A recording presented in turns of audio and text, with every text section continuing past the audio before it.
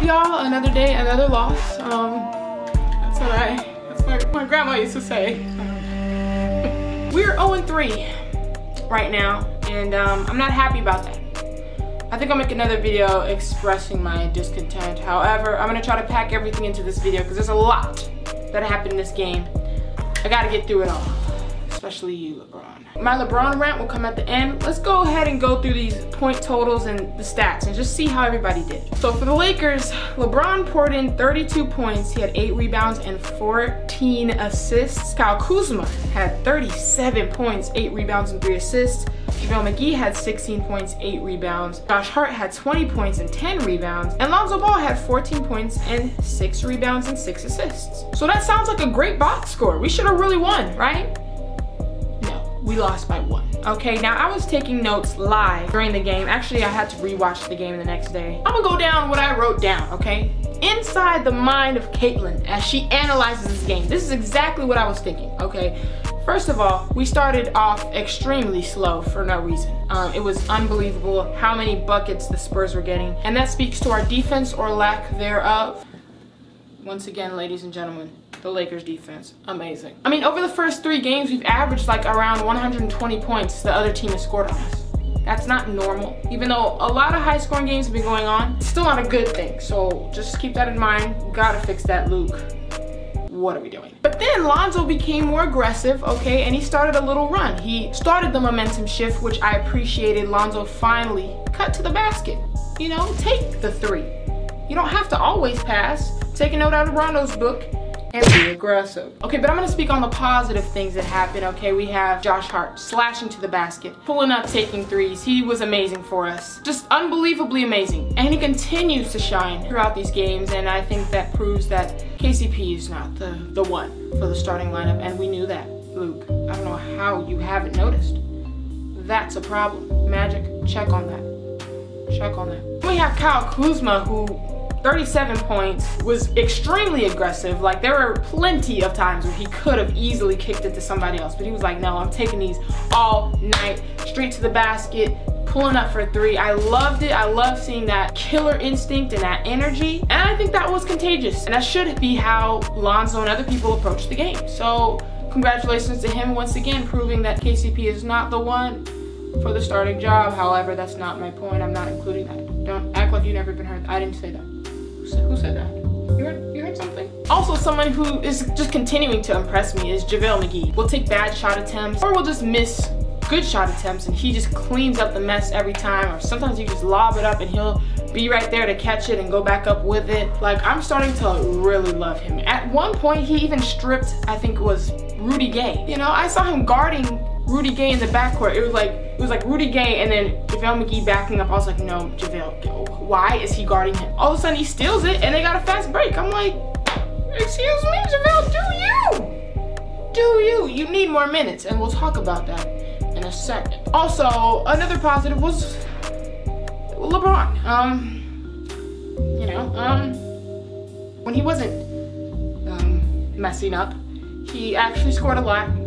14 assists, his vision once again is incredible, we all know that. But he did well for us. That's all I can say about the positive. I'm sorry, that's all I can force out. Now for the negative, let's talk about some things team-wise. Number 1, this whole small lineup. I know some of y'all might like it, but like at the 5th time seeing LaMarcus Aldridge back down players like Josh Hart, you know, Pau Gasol backing down Josh Hart.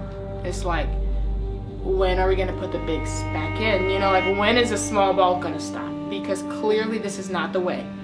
This is not the truth, this is not the light, okay? They get easy buckets on them every time. It's not one time have they missed. Literally, I have it in my notes. There was one possession, Powell was backing Josh Hart down, and they helped because they knew Hart couldn't guard Pau Gasol. So they helped on him. Powell kicked it off to the open man, and they got a wide open 3 off us, okay? Now my logic is, why are you helping? If y'all chose to do the whole small lineup thing, so if he's getting back down, which is gonna happen, you need to either trust that he can guard him or stop with this whole small ball lineup. Like, you chose to do that. We didn't tell you to. You chose to do that. So why are you helping now if you just said you trust them to guard? I'm confused. Okay, either scratch the small ball thing or play less of it. Like, it just doesn't make sense. Also, JaVale McGee has proven he deserves more minutes. So why are we doing this? Josh Hart on Aldridge, Kyle Kuzma on Pau Gasol. Like, it only works sometimes for us on offense, which is the whole point of the whole positionless basketball. I get it, but it's not working enough for us to run it as much as we do. I'm sorry. Another thing is that a lot of players, they leak out early instead of committing to the full play on defense. Like, there was one example where LeBron, literally, someone was pulling up. LeBron kind of like barely started guarding him, but then started running. Mind you, the shot's not even off yet. Shot's not even off, not even close to off. He's already running back to try to wait so he can get like a dunk or start the transition offense. That's cute and that's cool, and I know we want the highlight reels, I know we want the dunks, and I know we run well in transition, so that's probably what he was going for. But your man is shooting. How are you gonna run away from him? Does that make sense? And it's not even just him. Like, I've seen that before. There was a point in time where the Spurs were getting all type of offensive rebounds in a row because we just kept leaking out. So how about we stay? How about we finish the play? The play is not over. We're over here trying to run back, ease back, and wait. Lonzo pass. No, you play defense. By the way, kudos to Lonzo and his defense. Amazing. Josh Hart also, defense amazing. Other people need to pick up the slack. Okay. Gotta pick that slack up. But as I was saying, fully commit on defense. Let's stop this whole leaking thing. Is this like a leaky faucet? Do I need to call a plumber? I mean, let's stop the leakage. Let's stop the leakage. And then that brings me to Michael Beasley. I don't know what to tell you. KCP, why are you starting? I mean, at this point, you should be bowing out. If you were really a team player, you would say, I am not worthy to start. Look at my stats. Look at how I play. I'm missing wide open threes. You know, I still haven't forgotten. I can't forget the shot where he shot it off the side of the backboard. I'm like, KCP, sit on the bench. Sit on the bench and let somebody more capable do it. At this point, Luke, the fact that you're not starting someone else shows that you're just trying to like, oh, we need a spark off the bench. I get it, but teams don't do that. Teams don't put some of their best players on the bench just because they want a spark. Like, you start your best players. And even you said that preseason. You thought I forgot? Yeah, I watched all the preseason interviews. I did. And you said if players were not executing plays or not committing on defense and stuff like that, you won't hesitate to bench him. You lied. You're hesitating. You should have benched him game 1. So something's off there. We gotta fix that. He needs to be on the bench. Anybody needs to start besides him, okay? We got 2 good candidates, Kuzma and Hart. So let's just think about that, Luke. I'm just throwing you a bone here. Let me help you out. Starting KCP. Like, for what? Reduce his minutes while we're at it. Sit him down and reduce the minutes. Another thing that I feel like really influenced this game was the refs. 70% of our shots were from inside the paint, right? Inside the paint. Yet, look at the free throw discrepancy. We shot significantly less free throws than them. It didn't make sense. There was a lot of calls that were not called, a lot of calls that were called that were iffy, and it was heavily slanted in the Spurs' favor. Now, I'm trying to give the refs the benefit of the doubt. Maybe they're not the brightest bulbs in the lamp. Okay, maybe they thought because they're wearing black and white, they were the extension of the Spurs bench. Like, they thought they were Spurs players, Spurs, you know, on the roster. I don't know.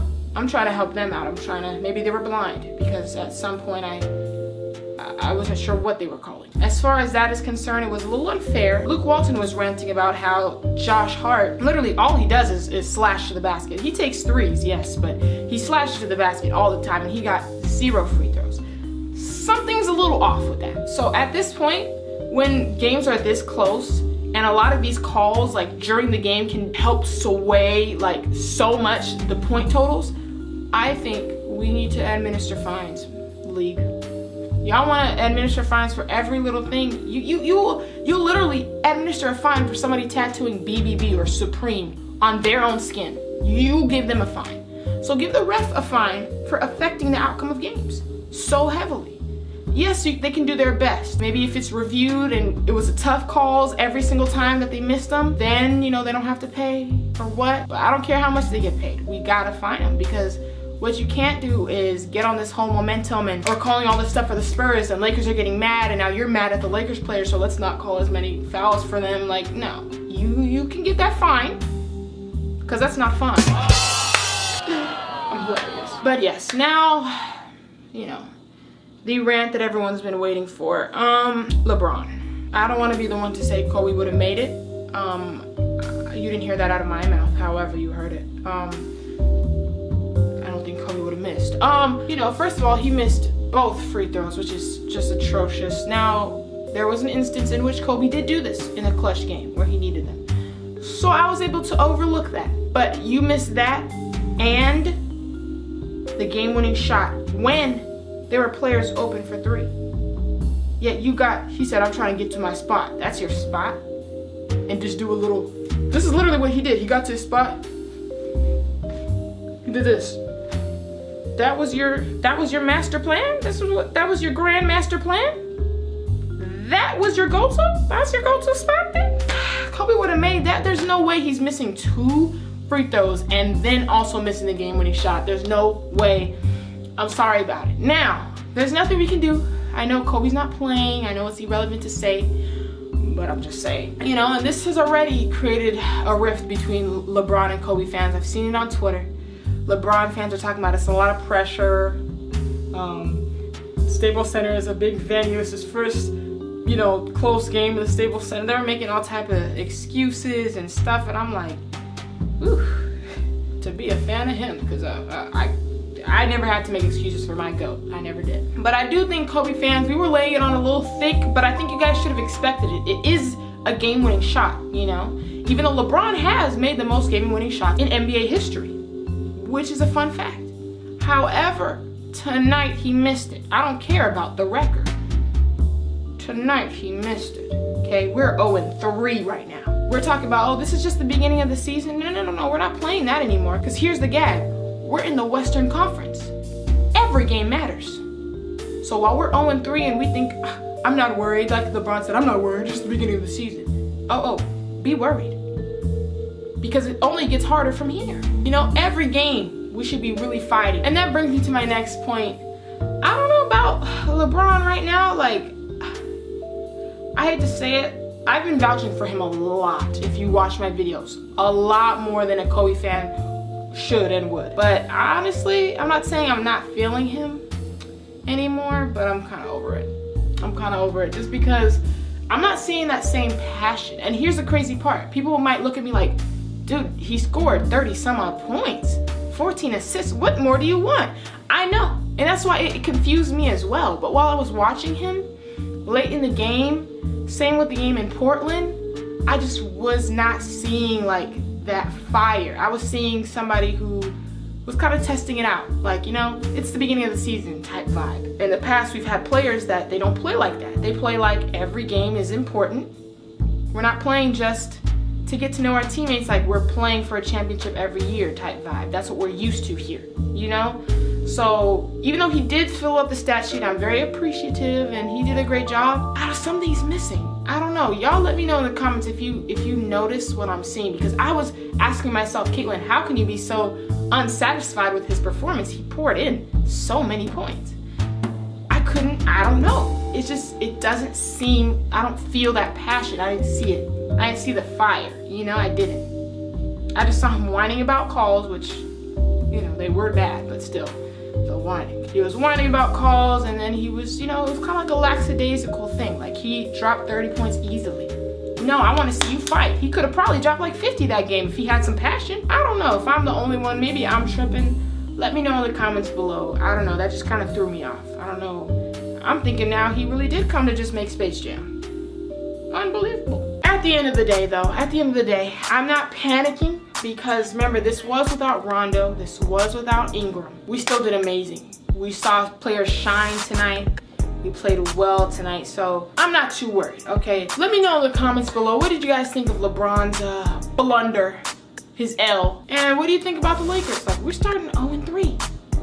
That's not good. First time this has happened since LeBron's rookie season. Anyways, like this video if you enjoyed it. Check out some more videos over here. Subscribe to join the Splash Squad. I'll see y'all later.